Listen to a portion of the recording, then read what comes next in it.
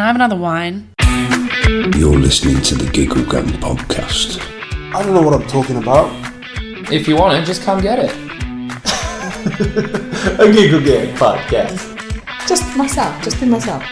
For fuck's sake.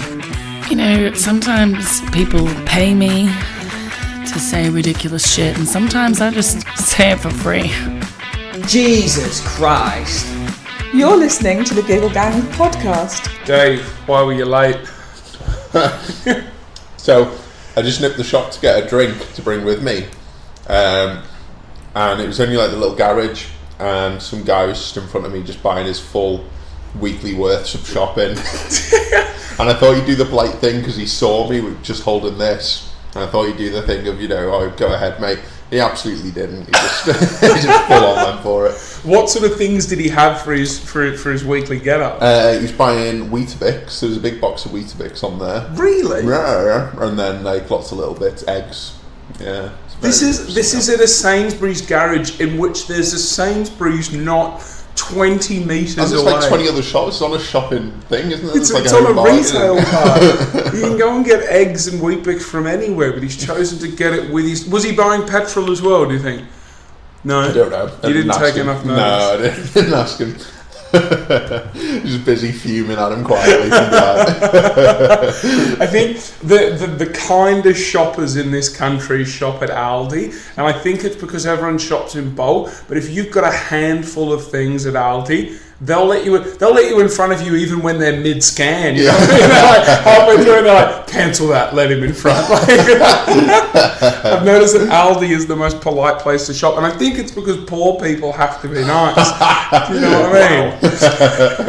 I mean, I shop at Aldi, so I'm one of them. Yeah, nothing wrong with an Aldi. I love an Aldi. They've closed the Aldi in Market Street in Manchester, like the main Aldi in the centre of town. And yesterday I was just watching people walk up to the entrance and just be like, oh, for God's sake. Like, it was almost like they were going to starve if there wasn't an Aldi there. And one woman just exclaimed, oh, I'm going to have to go to Tesco's. It was just like... quite a price hike from Aldi to Tesco's, isn't it? Bloody hell. Her kids are only going to get half as many lunchtime snacks this week. They're going to have one day on, one day off, No, my mum used to do the weekly shop at Aldi, get all the perishables. The non-perishables. Okay. What's stuff like, that won't go off? Yeah, like bags of chips and biscuits and whatever. Yeah. And then for fruit and veg, she'd go to our mate who had like an orchard, so that was all like fresh shit. And then she worked in a shopping centre, and underneath she was fucking broy with the butcher, so she'd go and get the meat from there. But like all the essential shit would come from Aldi. Straight from Aldi, yeah. See, Aldi's the one shop I don't mind going to. I hate going shopping. We do all ours online now. But really? Yeah. You're one of those people. I honestly felt like I was wasting my life going to the shops at the weekend. I hate it so much. But Aldi for the bargain aisles, going up and down them. The middle aisle, where you could buy like a grand piano or a motorbike helmet. Like, you never know what you're gonna find. Is it a portable DVD player or is it a portable cot? Who knows? I just love it. Like, I'd love to know whose job it is to stock that and what they're thinking. Like, and it's different in every store. Yeah. There's no continuity. I think at Aldi head office, right, they literally, someone sees something at like an expo or like a new product or just some craziness, right, then they rip it off in the Aldi factory because you always see the latest technology, but it's never by the brand that invented it, right? Yeah. So Aldi rip it off and then it comes there, and I reckon they've got a dartboard with like a map of England, and they go, who's going to like this portable cot with iPad holder in it? And you just throw it at the thing and then be like, this week it's Devon. And they just ship a fucking 1,000 of them down there. I don't know. The stocking in that store is just baffling. It's very strange, isn't it? It's a strange system, but I like it. But just a lot of boxes, a lot of stuff lying around. Have you seen or heard about the environmental protesters that are cracking on in Manchester? They've shut down Deansgate, the main drag of Manchester, for 4 days. They're called Extinction Rebellion. I've heard the name, yeah. And they're trying to fight the fact that the planet's dying. Do you buy into this, Dave? I mean, I totally buy into, global warming's a thing and the planet's dying, but I think we're at a point now where it's probably too late to do anything about it, as depressing as that sounds. I think it's been kind of kept quiet for so long, hasn't it, that now we're probably past a point where we could turn it around. So I don't think it's been kept quiet so much as it's been... No one's really cared because the consequences seem so far away. They're saying, we're going to kill this planet by 2050. That means we've still got 30 good years in us. We've got some time. And it's like, 30 years away if you think about that. Like, you're over 30, aren't you? I will be 30 next year. Yeah, right. Yeah. So you think about the whole span of your life. Yeah, that's You've done a lot of 60, things. like, I wouldn't care. Yeah, I'd be happy. I'm ready to go now, to be honest. Like, tired. You know what the telltale sign that a guy's ready to pass on is that he starts doing his shopping online. But do you do any like daily, what do you call them, like daily tasks to sort of be like, oh, I'm helping the planet, like, chalk one up for me? To be honest, not much. We don't use plastic bags anymore. We don't get plastic bags with our order. Okay. We bought a water filter, so we're not using plastic bottles anymore because Steph doesn't drink tap water. Okay. Why doesn't she drink tap water? Because you can't trust it where you live? She doesn't like it. She doesn't like the taste of it. It doesn't taste any different to me. I don't mind tap water, but Steph hates it. She won't drink it. So she was drinking bottled water. Is it a child thing? Is it like from when she was younger, she was told like tap water's bad, and then like in her head, if she knows it's out the tap, she's like, oh, I can't handle That's it. Like, I'd be quite interested to see if she could actually tell the difference between two, blind taste test kind of thing. But depends you get a where bit you weird live, in your though. relationship when you start doing that to your girlfriend. Now, is it Evian or is it tap water? They actually did that with a radio presenter in Australia who was just dead on for Evian. She'd only drink Evian. Any other bottled water, she couldn't do it, and she was convinced that she could do it. And they gave her 5 different branded bottles, including tap water, and she picked the Evian as her favourite. Really? She knew That's the mad. taste that well. So from that, in the back of my mind, I'm always like, there probably is a taste difference with water. And I feel like tap water, when it gets to room temperature, when it's not cold, I feel like you taste the imperfections more. Yeah. But, at the end of the day, I think the water supply here, like central Manchester, is really good. But then, have you heard about the people in Flint, Michigan, where their water supply was basically poisoned and they lied about the results? I'm always then just a bit like, if you're living in an area that's not like a city or metropolitan area, can you trust the water? Yeah, and you've got no control over it, so you're just drinking whatever you're given, kind of thing. Yeah, it's pretty grim. Yeah. So what prompted you to get the water filter over bottled water? Was it the fact that you were spending too much money on bottled water, or was it an environmental decision? I think it was the sheer amount of plastic bottles that we were going through. And you weren't reusing them because... Yeah, exactly, yeah. So they just get chucked in the bin kind of thing, and you just think that's got to have an impact at some point, isn't it, if everyone's doing that? So it was like a slight environmental thing, yeah. Bottled water is like the greatest financial ruse ever. Like, a plastic bottle costs 4 pence to produce. The water is basically free. The cost is the advertising and the actual pumping of the water out of wherever it is. But then for like £2 a bottle, it was $4.50 at one stage in Australia, which is just ludicrous. Yeah, it's crazy, isn't it? But whoever thought, just like, oh my god, bottled water. Yeah, if we just stick this in a bottle and charge, £2 for a Like, were you alive when there was no bottled water? No. When did it? Let's look up the history of fucking bottled water, right? I don't have the technology in front of me because I don't want to mess around. Actually, I might be able to here while we do this. I might be able to keep this recording and have a look at the history of bottled water. Right? If you had to hazard a guess when bottled water grew into its prime, and I also want you to guess as well the first company that decided that bottled water was a thing. I'm going to guess it's Coca-Cola. Do you think? Yeah. Because I think Coca-Cola probably bought it off somebody else. I don't think Coke's smart enough to be able to come up with that idea. How good's that cherry Pepsi Max though? It is very good. It's better than Coke cherry. I don't know why people... Right, If you're out there now, do you drink Diet Coke at all? No. Good. If you're out there now drinking Diet Coke, drink so much that you die. Because it's legitimately like the worst tasting drink ever. And people say, oh, you can't even taste the difference. Literally, just end it. End it now. Like, it is unbelievable. Here we go. First bottled water company. Are you ready? I'm so excited. This is genuinely good. This is what I've come all the way to Manchester for. Surely you've got something else on. Cancel all plans. Okay, here we go. The first commercially distributed bottled water was by Jackson Spa in Boston. Now guess the year. Guess the year for me. Oh, this is going to be embarrassing because I've no idea. 1984. It was 1767. Bloody hell, wow. Early drinkers of bottled spa believed that the waters that came from the mineral springs had therapeutic properties that could help treat common ailments. So they were basically selling it to stupid people. It's been around a lot longer than I expected, but I think getting bottled water in plastic, let's have a look at PET plastic bottles.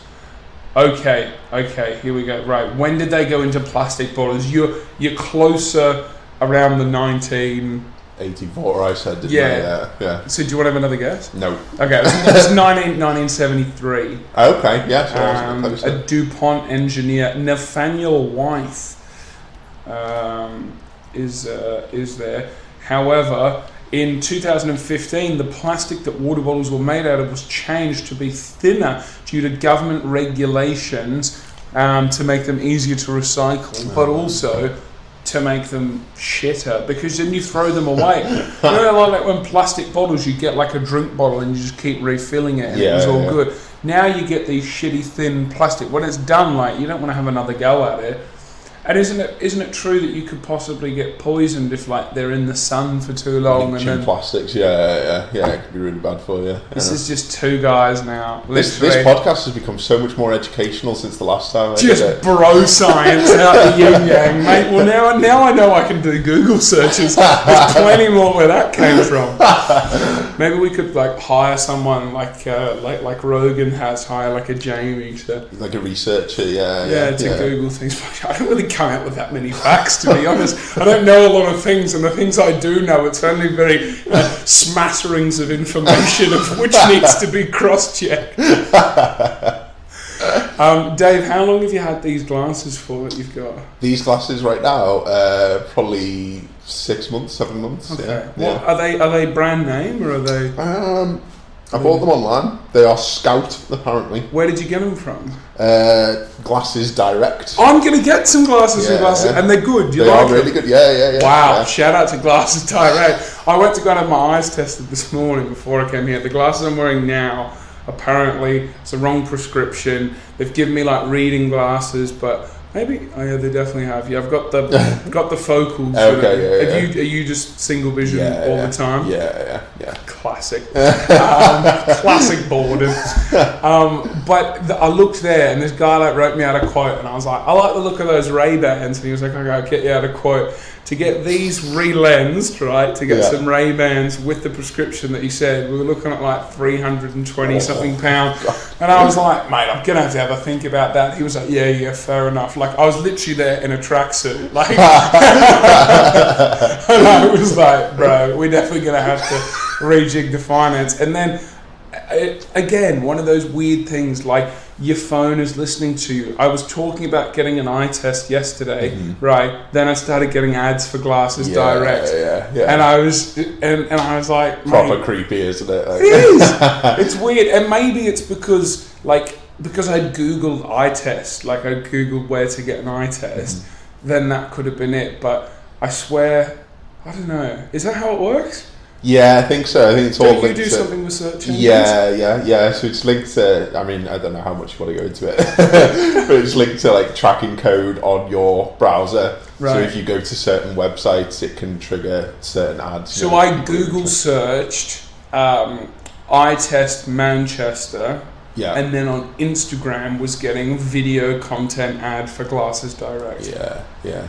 Have they got me? Yeah. Are they listening to me, or was it just the search? No, I think it'll be to do with your search. Okay. I mean, they totally can listen to you as So well. they are listening? Yeah. Do you worry about that? Do you have like an Alexa or a Oh, I've got loads of them. Yeah, I've got like 4 in the house. Yeah. We've got 2 upstairs, 2 downstairs. Yeah. Really? Yeah. Because I went to like a proper like grown-ups dinner party on Friday night, right, at like a real man's house, with like a family and everything. I had 2 kids and a wife. It was crazy. It's going to be you shortly. Yeah. But he had an Alexa in every room. And he was like, Alexa, play Joy Division everywhere. And it like, just the whole house just like lit up with sound. And I was like, this is insane. And again, I was like, aren't you worried that it's listening to you?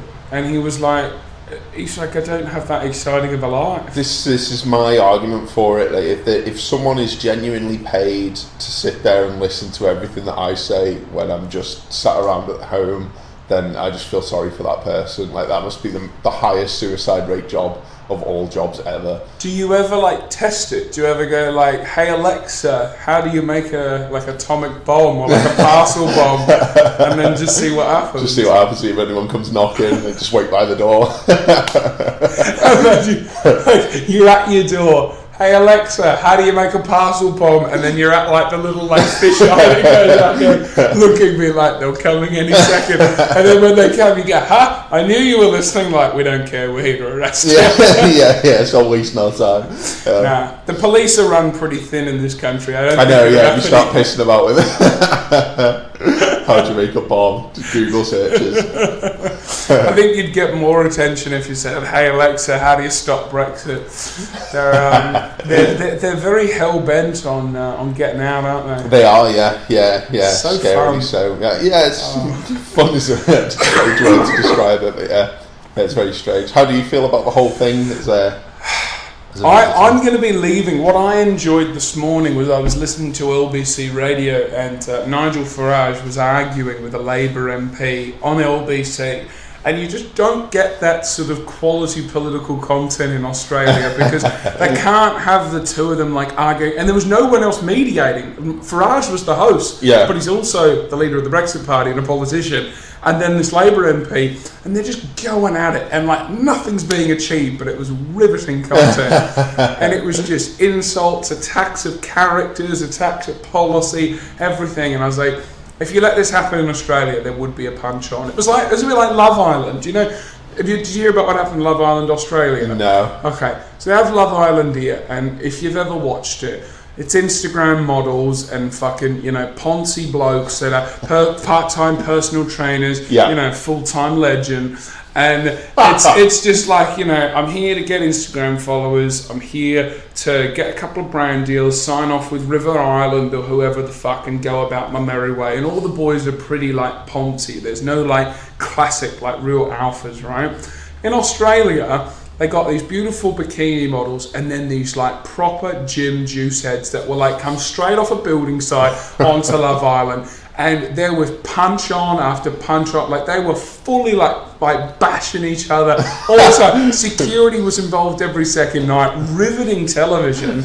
But they've canned it. Like Love Island Australia will not have it again. And now they just play the UK one in Australia because they can't have people just bashing each other on the telly. But it's like it's like that with your politicians, It's all sort of back and forth. Oh, I reckon this. No, I reckon this, and they sort of go at it.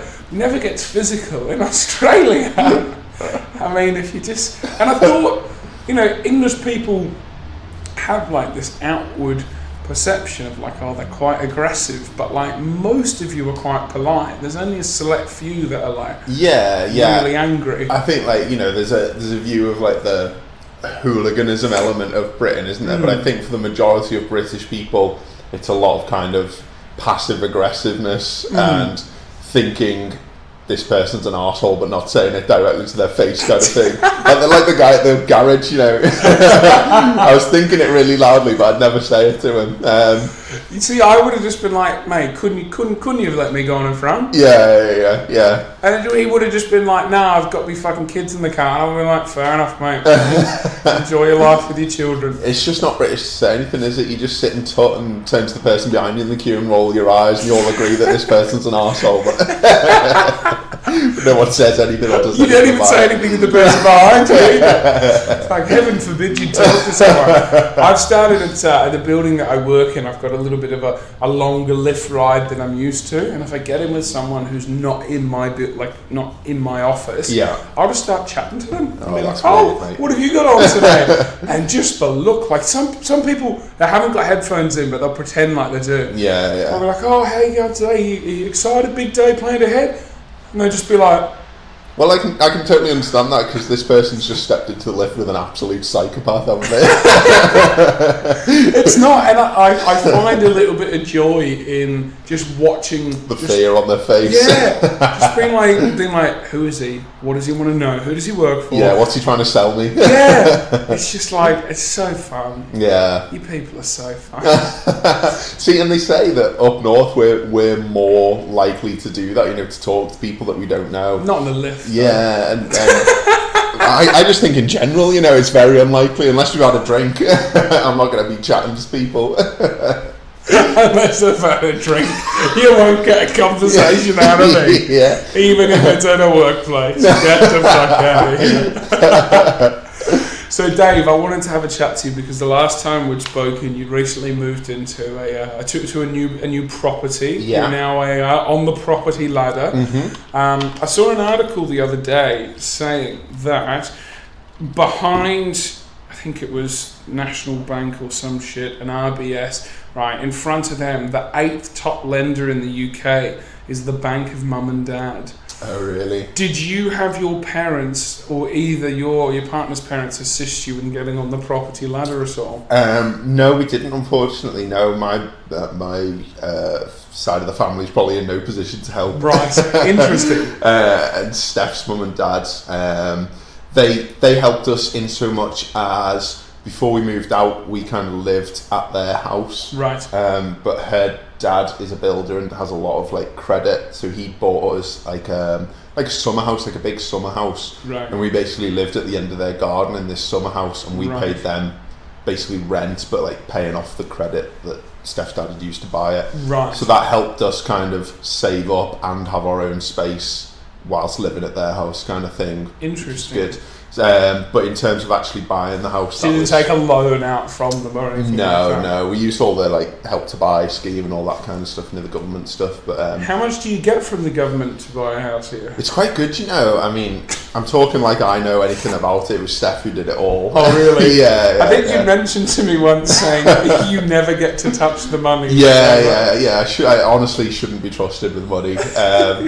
So, you've got a Nirvana t-shirt, so that's pretty self-explanatory. You also shouldn't be trusted with your own fashion. That's a separate conversation. Very hurtful, mate. But I think it's something that you only have to put down a 10% deposit, and the government makes up the rest, and then makes up the rest, or what, the other 90%? Yeah. So they give you a loan of up to whatever percentage it is. So that it basically means you put down a bigger deposit on the house, and then you're paying less off your mortgage, and you pay the loan back, but it's better rates. Could I get that not being a citizen of the UK? I don't know. Interesting. But it's worth looking into, because I think you only have to put £1 in to open it up, and then you can save up to £200 a month or something like that in it. So what? Because you put money into it, and then the government will match and then add on to what you've put into it, so you basically get free money at the end of every year from the government for putting money into this savings. So interesting. Yeah. That would be very, very interesting. I don't know.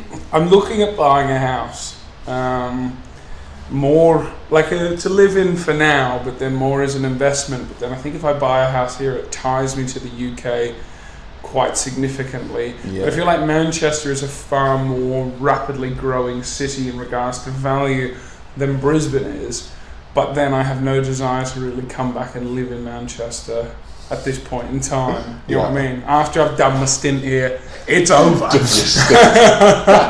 It's like a fucking prison sentence. Because now I don't have the freedom to leave when I want to leave. Yeah.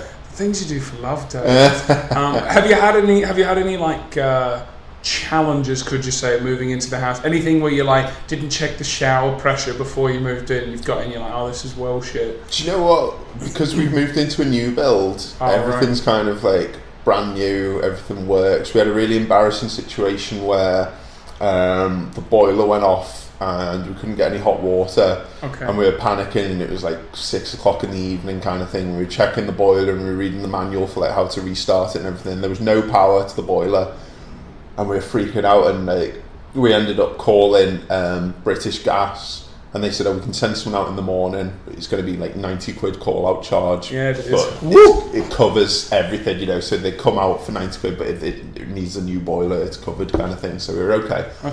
So Steph took half a day off work. The British Gas engineer comes out, has a look at it. He says, where's your plug for it? And Steph's like, don't know, you know. It had just tripped on the switchboard. We just, we'd put clothes, because it's in our utility room, we'd put clothes on the side and we'd knock the switch off, and we'd just turned our boiler off. So we paid 90 quid for them to come out and switch it back on for us. You fucking idiot. You are so dumb. So like every issue we've had with the house has been self-imposed, like just from sheer lack of awareness, knowledge, of how a house just works. Being fucking basic as fuck. Are you still in the Wirral? We're in technically just outside now, Ellesmere Port, so it's like Cheshire. Ooh, it's still the Wirral. You fancy fuck. I know. Is Cheshire house prices more expensive than the Wirral because no one wants to go to the Wirral? They would be normally. The Wirral's lovely. Cheshire normally quite an expensive postcode, but Ellesmere Port's not like crazy expensive because it's like right on the border between. So it's between the Wirral and Chester. So. Interesting. Yeah. And have you been to Chester Zoo since you've moved there? I haven't, I've been to Chester Zoo for ages. We had a annual pass thing last year, so we used to go quite a lot, but I haven't been since we moved into the house. Okay, but you have been a number of times. I have been. I've heard it's quite a shit zoo, is that? Oh no, it's one of the best best in the world. Yeah. It's really best good. in the world? Yeah, Chester Zoo. Yeah, it's right. You've been to Australia Zoo? Come on, mate. Why does Australia need a zoo? They're all just out there in the wild. Just open your fucking doors. Open your doors to go see animals that you can just look at in the wild. Open your doors and throw $64 out there, you know what I mean, mate? Australia. No, it's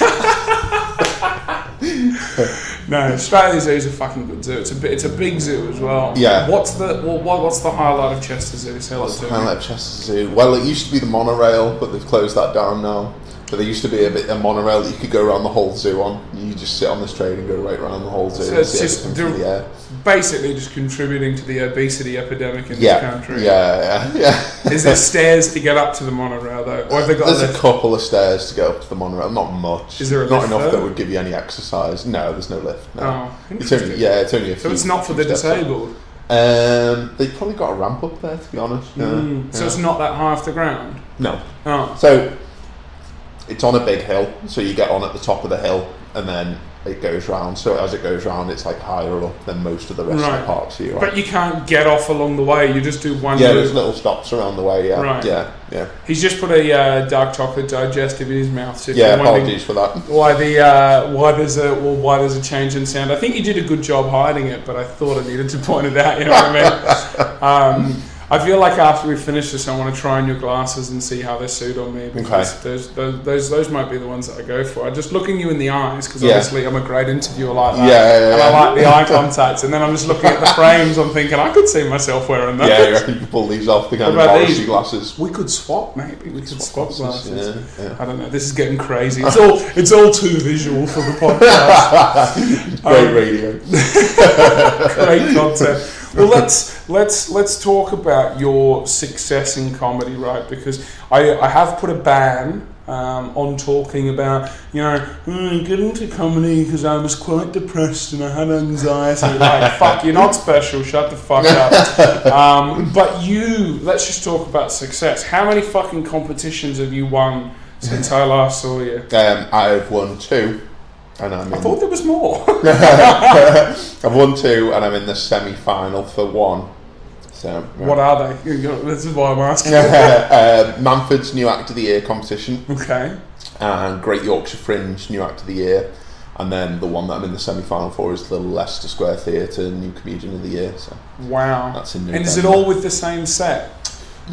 Yes, largely, yeah. Have you just struck on a chord of just like? I think so, yeah. Just yeah. a fucking just magic looked out with, yeah. So you've gone away from the fucking all the toys you want are inside a cereal box. Yeah, yeah, He's pretty got much. his fucking phone. He gets it nicked. Yeah, all that stuff's gone. Yeah, the weird thing was during the Manfords thing, I was kind of just when the first heat was, I was just making the move into like the more one-linery kind of set. So I'd kind of written 5 to 10 minutes, but I was still working on it. But I managed to do enough to get through the first heat. So all through Manfords, it was 5 minutes up until the final, which was 7 to 10. Right. So working up to the final, I was kind of still working on that set. So it kind of changed every time I did it. But by the time I got to Yorkshire Fringe, that was 5 minutes as well for all of them, like the heat, the semi and the final. So I kind of had like a good amount of jokes that I knew would work in a 5 through the Yorkshire Fringe. So that was the same set for all 3 stages kind of thing. Right. And did anyone get angry at you for using the same jokes, or was everyone using the same jokes? Yeah, I think everyone was using the same kind of 5. You know, everyone's using their best. No one's trying to up the ante. Yeah, that's it. I think like for a competition, you know, it's brave to go in with new stuff, but it's probably a risk, you know, unless you're really confident that that's gonna smash it. Then so it can be a bit risky, can't it? So I think everyone was going in with their best 5, you know. So So with the Manfords thing, did you get to meet any of the guys? Did you get to meet Jason? Yeah, Jason was there at the final, which was really cool. So we got to speak to him. John Thomas, the guy from Cold Feet, was there as well. Okay. So we got to chat to him, and then I met some really cool comedians doing like the MC and of the night. So like Josh Jones was the MC at the semi-final. It was great.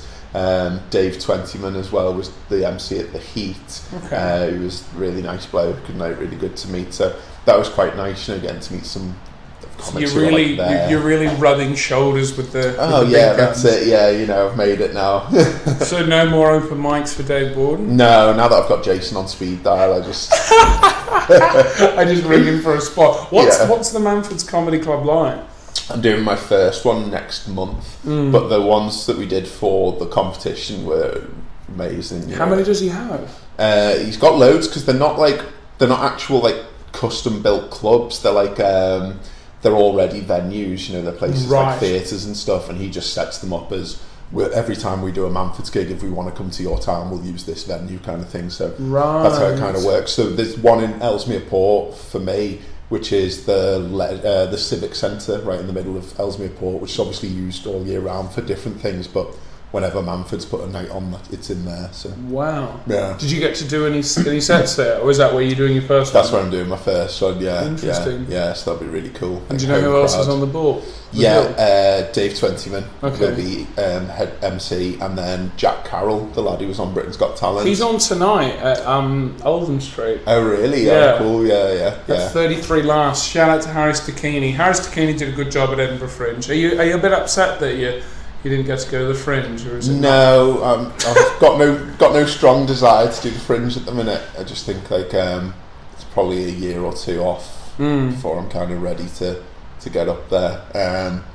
But yeah, it looks probably wise. Yeah, because I rushed up there definitely because I'm on obviously a fucking expiry date. Like my visa expires in November. Yeah. And if I don't get it approved, I'll probably never get the chance to go to Edinburgh. So I definitely rushed to get up there, but I rushed with a show, which isn't a good idea, because I didn't really put much into the show because I just didn't want to lose out, and I didn't get a great venue, I didn't get great audience turnouts, and then I was a bit like, oh, it hasn't gone well, I've had a bad Fringe. Yeah.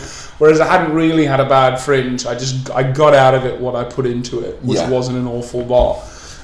But in regards to like going to the Fringe and just doing guest spots on other people's nights and just being a part of the week or the month that was, that was really fun. Yeah. So that's it. I think there's definite pros and cons to it, isn't there? And I think the pros are you're never going to get as much chance to practice and go up and do your set over and over again as you would if you go up to the Fringe and just do open spots for the full month. You know, that's a month of just straight comedy and practicing and getting better. and then meeting people, hanging out with your friends for however long you're up there for. Even if you do go up and put a show on, you know, just the thing of having gone and done it, you know, and broken that kind of first time kind of thing is really cool. And then for me, the cons are kind of obviously there's the expense of it. For me, it would be trying to get the time off work and justify that as like, oh, I've had to take a week off work, which means it's a week that I couldn't take as normal holiday, you know, or go away somewhere kind of thing. And then whether I'm actually like ready to go up there and do it, you know, I don't want to be like trying to get onto spots that I'm not ready for kind of thing and make a bit of a tit of myself. So just for me, it just felt like I wasn't ready this year. So yeah, it's kind of a thing that I'll kind of look into maybe next year or the year after. So. I felt like I wasn't ready while I was there. That was probably the worst time to realise. When you've already printed the flyers, you're standing on the street in a cork tail, an Aussie flag with a didgeridoo, thinking, I don't have the talent for this. That's a bad time. It's just a bit of a strange one, isn't it? Because you hear about people going up to the Fringe thinking that it's going to be, you know, and I'm talking about people who are much further down the career than us, but they're going up there with their full hour show, thinking this is going to be what makes it for me. You know, you're going to get seen by someone in the industry, and then it's going to take off from there. Yeah. But then if you think like the way the best show or best newcomer works is that you could go up there and do 40 minutes every year for 10 years, but it's only when you do over 40 minutes that you qualify for the best newcomer. So you can practice and get better at that, but if the first time you go up with your first hour, then that's it. You know, you don't get another shot at best newcomer kind of thing. Right. So you look at someone like, I'm sure people said it was Mickey Flanagan. He'd been like top of the circuit game, you know, club comic for 10, 15 years, just going around, just smashing it. Everyone was like, how has he not got to the next level yet? And then he went and did the Edinburgh Fringe. And this is a comic who's been going 15, 20 years and won best newcomer. Yeah. And it's like, what are the chances of you getting that recognition and getting those awards if the game's like that, you know, it just seems a bit Who awards best newcomer though? I'm not sure, you know, it used to be and there's so many fucking awards flying around. There's so many reviews from fucking papers you've never heard of. Yeah, it's just people like paying for reviews as well. It's just so rigged in a weird way, isn't it? Like, just Now we just sound so bitter. We do, I had a wonderful time at the Fringe. I got laryngitis, which was great. Yeah, always helpful when you're putting on a show at night. Yeah. Well, I got laryngitis on the last day, so I became very, very run down. I believe I can pinpoint where I got laryngitis from. I was in a smoking area at one of the dodgiest bars I've ever been in my entire life, and I had my didgeridoo with me. And some Scottish bloke with about as many teeth as he had nostrils comes up to me and he goes, hey mate, can I have a go in your fucking didgeridoo? That's my Scottish accent. Nice, right? That's good, yeah. And I was like, yeah, and I'm trying to teach him how to do it. And all he was doing was going, with his tongue out, down it, right? And I was like, this is not good. I was like, no tongue, bro, no tongue, just lips, And he was like, okay, and he's trying to spitting everywhere, literally saliva like a tidal wave. It was disgraceful. And he ended up getting it, and then he was like, film it. So I got out his phone and I'm filming him playing a didgeridoo in a smoking area. Yeah. Everyone around him's like, fuck off, who's making this horrible noise? I don't know if you've heard of didgeridoo or not, but it's not the most fucking pleasant thing. And then he gave it back to me, and I thought, I took note of the end he'd been blowing in, and I started blowing from the other end. But then the next day, I just got pissed and I just forgot. And then so I was definitely blowing in the same end he'd been blowing in. And then I was giving it to people on the street, being like, "Do you want to blow my didgeridoo?" And some people were stopping, having a go. I had a police officer have a go on it as well. Yeah. He was like, I was like, "Do you want to have a go?" And he was like, "Yeah, okay." I was like, "Oh," I was just asking him as a joke. So there was a number of people that were blowing on the didgeridoo, but most of all it was me. Yeah. But I think that just sharing a spit, just swap and spit with the locals, and not in a sexual way. You know, do you want to blow me didgeridoo? It's just a fucking wooden circle. Yeah, I mean, it could not have been, but that definitely sounds like what caused you getting ill. Yeah. Was swallowing the spit of 100 strangers. Yeah. Especially Scottish people as well. Like, there's something particularly dirty about a Scottish man. You know what I'm I mean? advocating the last part of that. You know what I mean? Like, you just see them coming a mile away and you just think, here comes trouble. But there was some real highs and lows of Edinburgh. I'll share with you one of them, which was my particular favourite. Are you familiar with Roger Swift from Telford? Yeah. He ran a gong show called the Ed Factor. Okay. And I went to go and do the Ed Factor. I was on 4th out of 6 acts, I believe, which is a good place to be. Just towards the end, the first 3 only one had beat the gong, and the one that beat the gong I didn't really rate. Okay, don't remember his name, whatever. If he's listening to this, you were shit, right? You didn't deserve it. But I was pissed. Okay, so I got up on stage, right? I start doing my bit, and my first joke lands, killer, as it always does, fantastic. And then I just look at the crowd and I go, I'm thirsty. I walk up to the first guy I see, take a beer out of his hand, and just neck it on stage. Now, the crowd was predominantly Scottish, or from what I figured out, because then they start going, hey, you can't fucking take a Scottish man's beer, you fucking dickhead. And people were like screaming, like, go home, and like, they were just, and it was just boo, and I was like trying to keep going. Now, the rules with Roger Swift's Gong Show is you can't throw up a card for 2 minutes, right? So people were putting out their cards before, and Roger was like, no, put them down, you've got to wait, and they just wouldn't let me get through my stuff at all. They were just like booing me, they were so unimpressed. And then as soon as he did the thing for 2 minutes, 2 guys put up his cards, and obviously one person had forgot, and I was like, 2 cards, and then a 3rd card went up, but apparently there was 5 or something. It's weird, and I would literally just went, who's still got a card? And then all the cards went up, and I was like, good. And then I think I hung up the microphone and I said, fuck this country, you're all cunts, and then I left. Wow, what a way to go out. Which was great. And then I had to, like, it was one of those awkward rooms where you had to walk through the crowd to get out. And I put on a Kevlar vest and I thought, here we go. But it was good fun. Then in that building, I don't know how many people listening to this had been there, but if you go downstairs, I think it was a T-Pain song that really caught my attention. So I walked downstairs, and it was like a private, like, mid-year fucking party for what I found out later was an advertising agency. So I just walked in, right? And then some guy comes up and he goes, are you here with Leith Agency? And I was like, no. And he's like, this is a private event, you have to leave. And I was like, okay. So I just left, right? And then I went upstairs, sitting in the smoking area, and these 2 girls were talking to me, and I told them about the racket I've had inside, and they thought that was hilarious.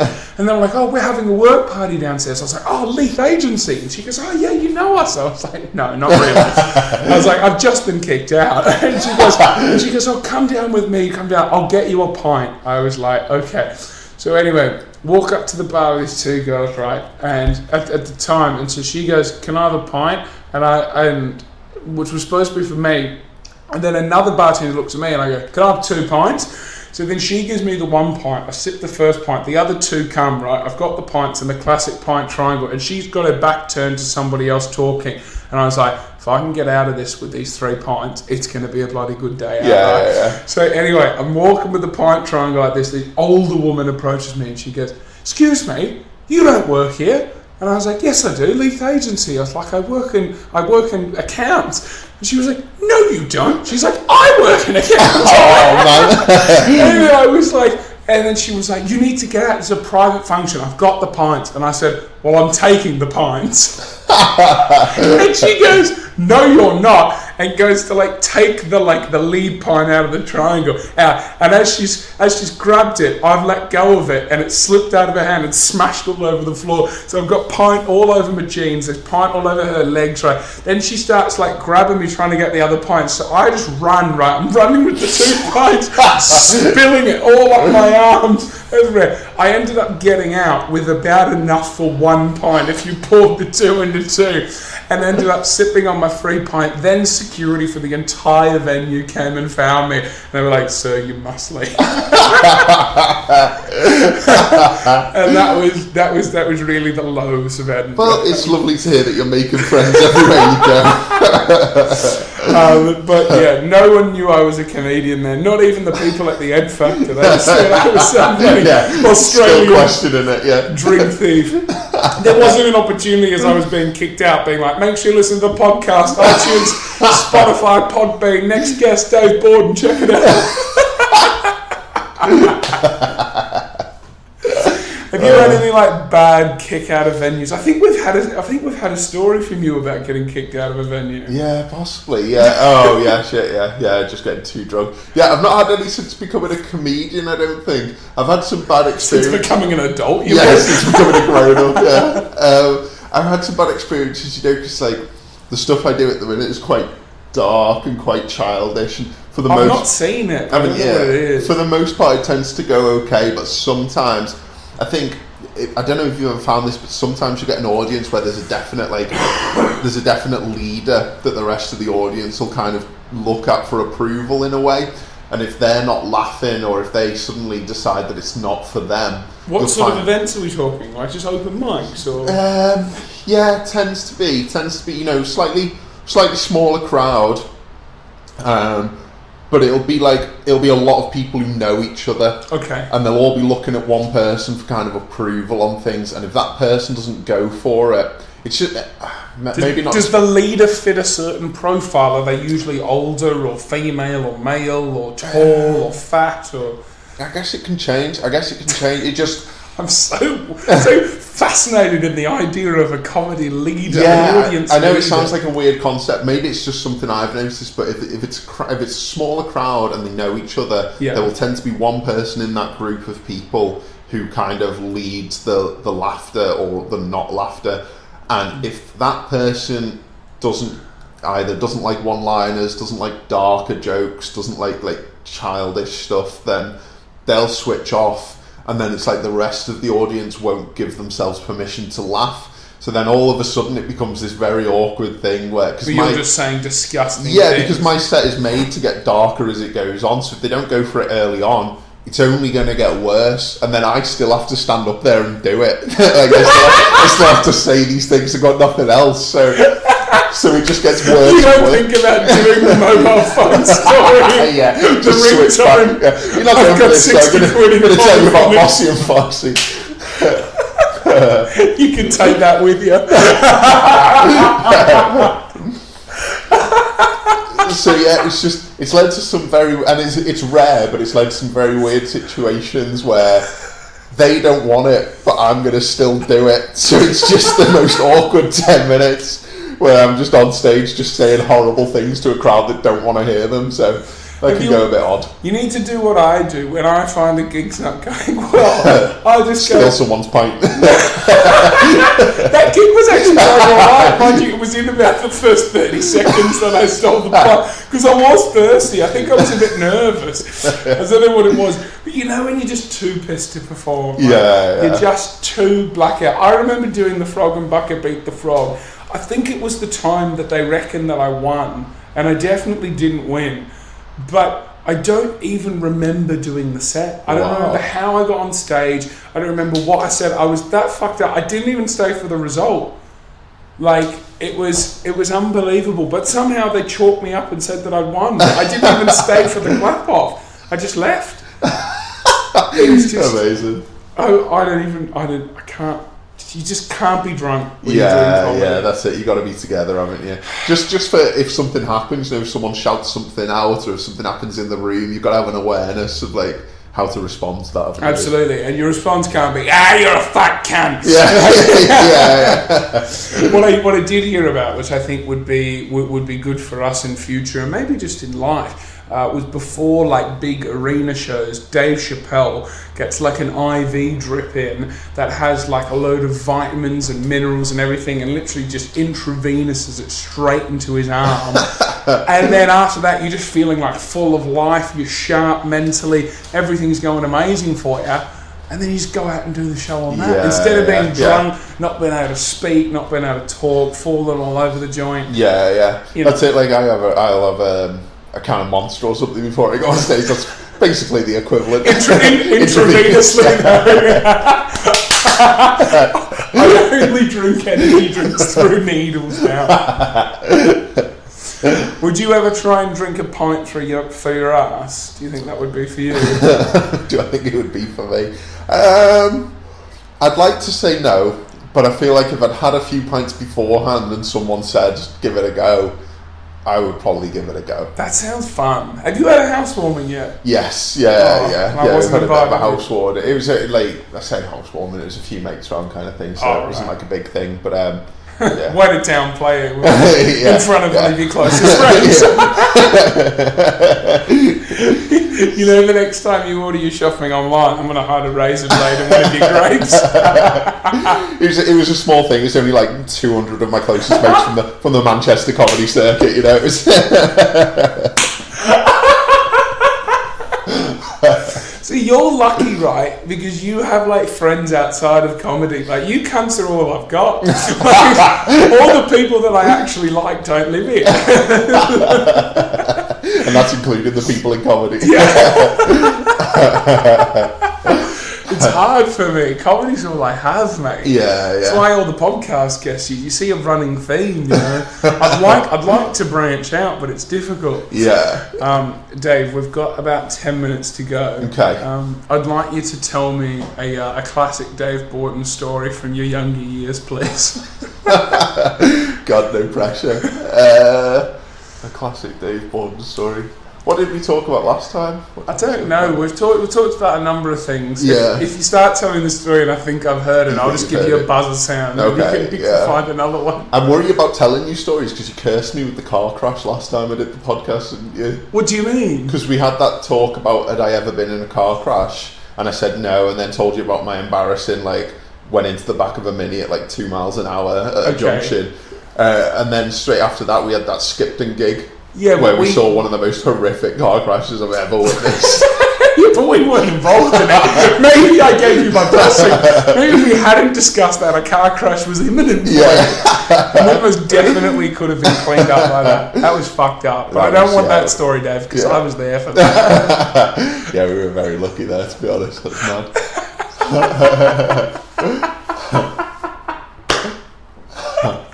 I can't believe you thought I cursed you. Your car's fine. You're still driving it today. I am, yes. You know what I mean? You don't have bloody multiple sclerosis or whatever the fucking bend in the spine's called.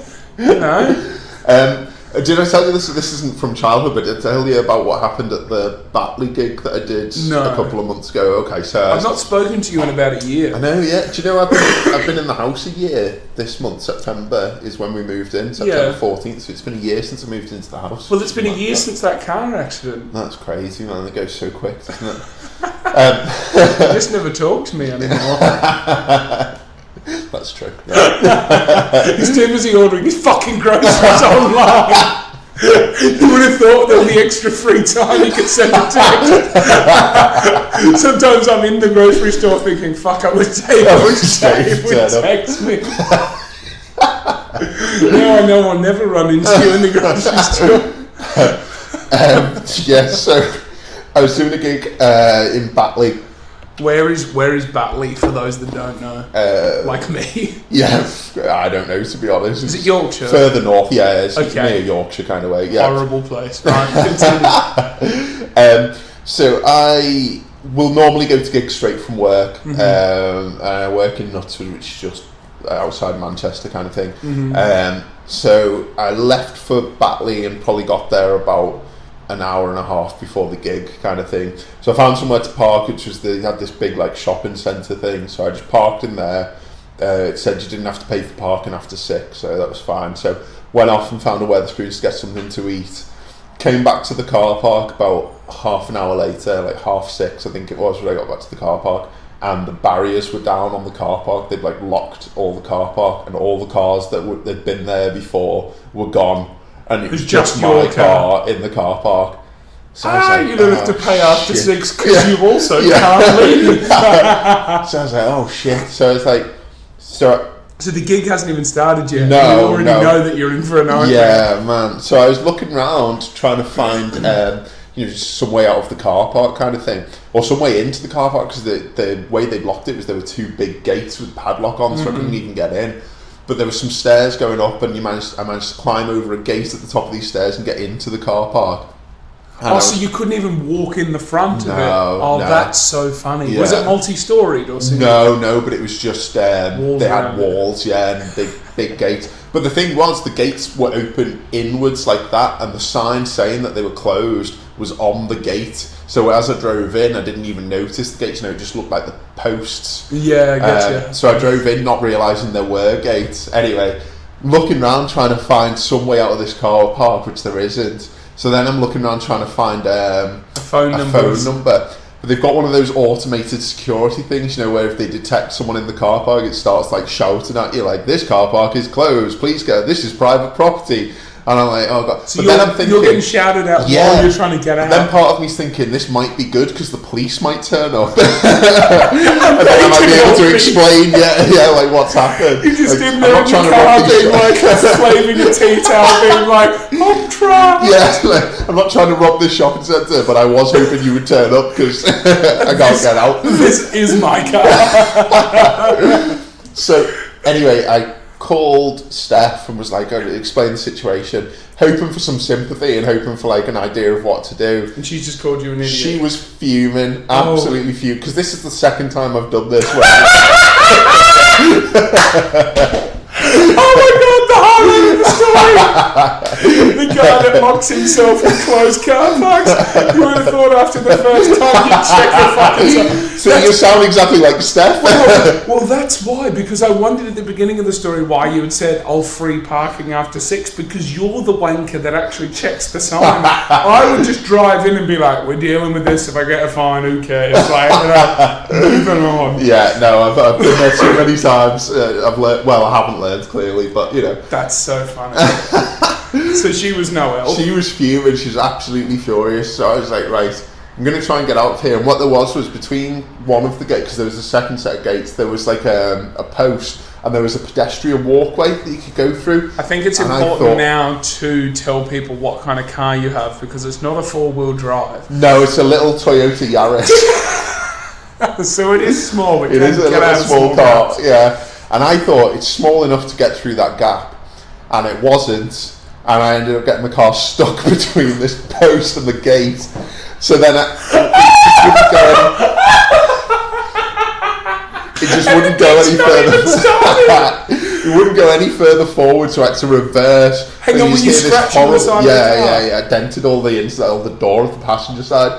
So then I had to reverse, and you just hear this horrible, and the door popping back out, and I was like, oh fuck. And how much were you getting paid for this gig in Batley? Oh, I was not getting paid. I was not getting paid for this gig.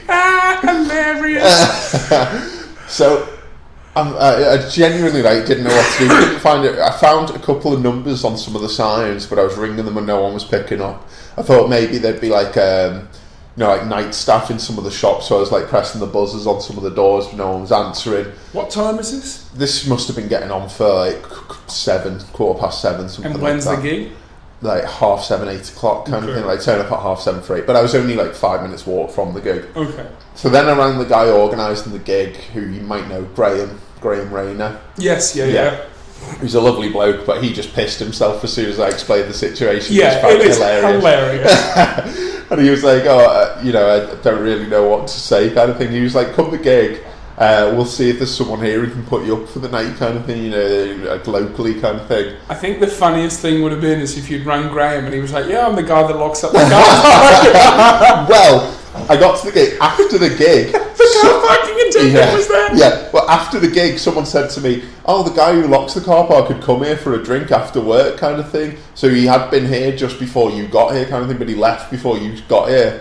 So I was like, brill. Absolutely. Who knows him though? What's his Well, they contact didn't know him. They didn't like have his phone number, but he was just drinking it, kind of thing. They were chatting to him. The guy that says, I lock the car. Yeah, he's got like a big badge on or something, yeah. A big set of keys he just twirls in his hand as he walks to the pub. Yeah. I knew there was a car in there, still fucking locked it. Screw that dickhead. Well, what do you expect him to do? Like, I feel if you're locking up a car park, it's obviously clearly signed. Yes. This car park. Yeah, he wasn't in the wrong. I was the dickhead, definitely. Oh, absolutely. But you know, I was just like, I was still like, I would have liked it if he'd have come back and let me out. That would have been nice. So I ended up paying 30 quid for a 1-star hotel in Batley to stay over in, and then I had work the next day. So, but the car park didn't open until 7:30. Hang on, so what was the 1-star hotel in Batley like? Oh, God. Come on. Genuinely horrific. Come on. I'm one of those people who's like, I don't get snobby about hotels because it's literally just like a room for the night kind of thing, isn't it? Yeah. But this was horrendous. It was one small box room with an ensuite that was basically just the toilet in the same room as the toilet. Like a prison cell. Yeah, the toilet had like a slide door, but the sink was in the main room, so you had to go to the toilet and then come out into the main room to use the sink, which leaked. And then the curtain was right by the bed, the window was right by the bed, and the window led onto the back of the hotel. So it's like where all the staff would go outside to smoke and stuff. So you're just sitting there, like you just hear all through the night people going outside for a smoke and stuff. And I was just having a chat, being like, yeah, fuck these wankers, they're staying, mate. Fucking well shit, I'm only on £4 an hour, kill me. So I just sat there like, oh God. And then did you have a good night's sleep? Was the bed comfy? I did not have a good night's sleep. No, I was genuinely a little bit worried I was going to be murdered. It was quite scary. And then, why didn't you stay at a local's house? Well, that would have been worse. That would have been way more fun after the gig, being like, instead of doing a bucket split, just do like an accommodation request. You know, I'm a fucking dickhead. I got my car stuck in your shopping centre car park, and I need a place to stay for the night. Any donations welcome. Thank you. Good night.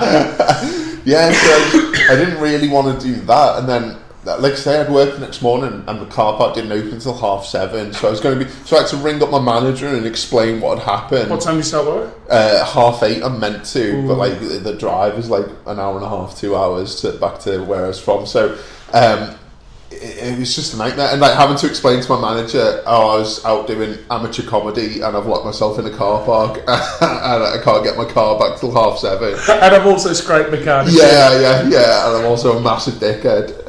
It was just ridiculous. Like, so when you got home and Steph saw the damage on the car, not happy. Is it a shared car or is it just yours? No, it's just mine. But luckily, Steph's uncle is a mechanic, so he kind of came around and like popped out the dent and stuff and like polished it up as much as he can. But you can still see scratches down the side of it. But definitely see that you don't know where to drive. Yeah. Or you think you could get out of a pedestrian exit in a Toyota Yaris. Yeah, basically. It's like, there's no hiding the fact that I am a knobhead. Well, Dave, that's it, mate. We've done over an hour. Have you had fun? Yeah, I have, mate. Is this just like you remember? It is. It's been nice to come and have a chat with you again, yeah. Hopefully see you next year. I heard that you've been telling some of my guests that I do a lot of the heavy lifting on the podcast. Yeah. I think, especially for a guest like me where I don't really have that much going on and there's not that much interesting to talk about, I feel like you're a real help in actually keeping the momentum of the podcast going. Somebody came on and said, I was having a chat to Dave Bawden about your podcast, and he basically said that I don't need to prepare anything or really do anything because you do a lot of the talking. And we just answer the questions as they find. This is it. Part of me thinks like, should I start a podcast? And then it's like, no, because I'm terrible at talking to people. It'd be like half an hour of silence, and just awkward silence. There's only one bit where you go, do you want a brew?